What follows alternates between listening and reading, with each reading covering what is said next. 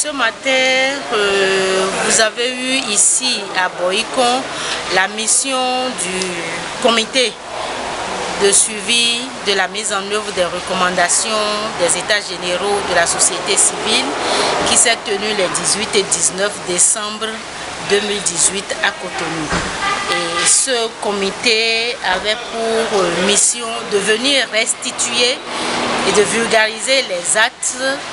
et donc les résolutions et recommandations qui ont été prises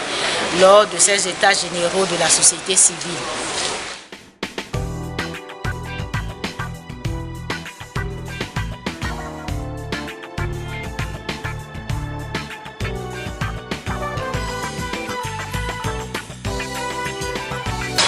L'objectif principal de cette mission de restitution des actes, c'est que malgré toute notre bonne volonté, compte tenu des moyens que nous avons à notre disposition, toutes les OSC n'ont pas pu faire le déplacement sur Cotonou pour vivre de visu la tenue des États généraux. Et donc nous nous sommes dit, et conformément à l'une des recommandations des États généraux de la société civile, d'aller restituer ces actes, donc ces résolutions et recommandations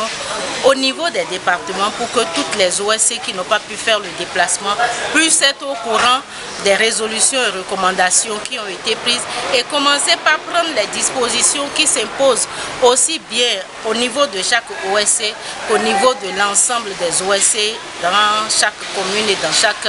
département pour la mise en œuvre de ces résolutions et recommandations des États généraux.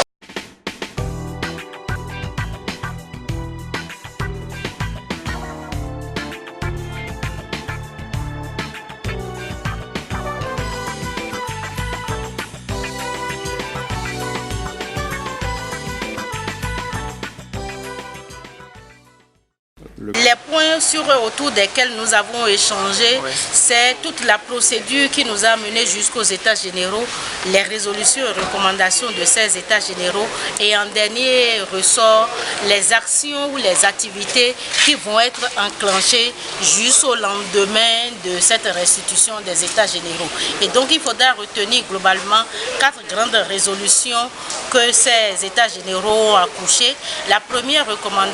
résolution, c'était par rapport au concept même de la société civile, son opérationnalisation, sa structuration et les composantes.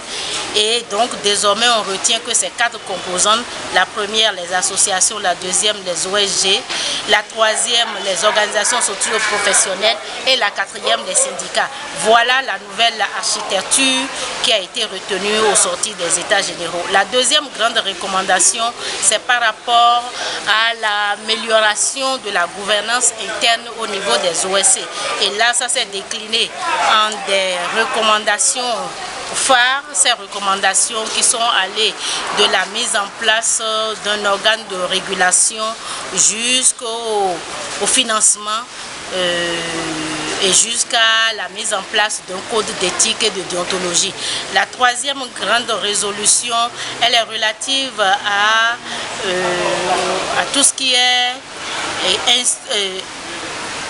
qui est contexte juridico-institutionnel dans lequel le partenariat entre les OSC et les autorités et décideurs politiques doivent s'inscrire désormais pour que la participation des OSC au processus de développement soit une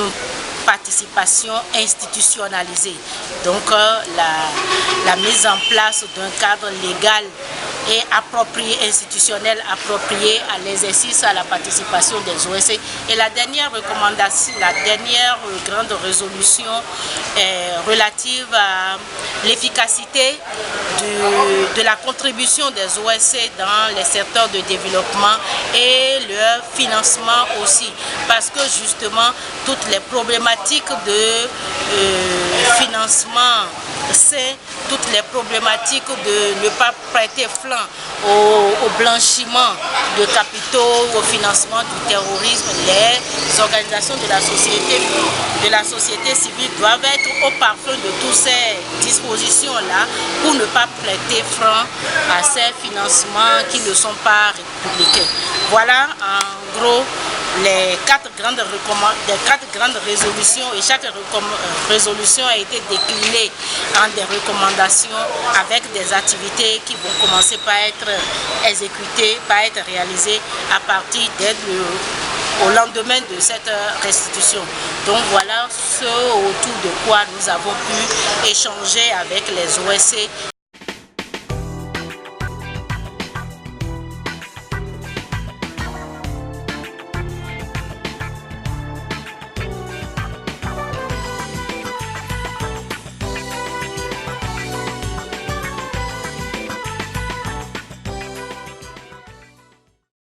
Un mot à l'endroit de ces participants, comme on l'a recommandé en salle, c'est que toutes les OSC qui sont venus ont pris les documents de base et donc pour faire le même travail que nous venons de faire afin de vulgariser ces actes et recommandations des États généraux que nous avons appelés consensus de Cotonou à l'endroit de toutes leurs bases pour que toutes les OSC du Bénin soient informées et puissent prendre les dispositions nécessaires qui s'imposent pour la mise en œuvre de ces résolutions et recommandations.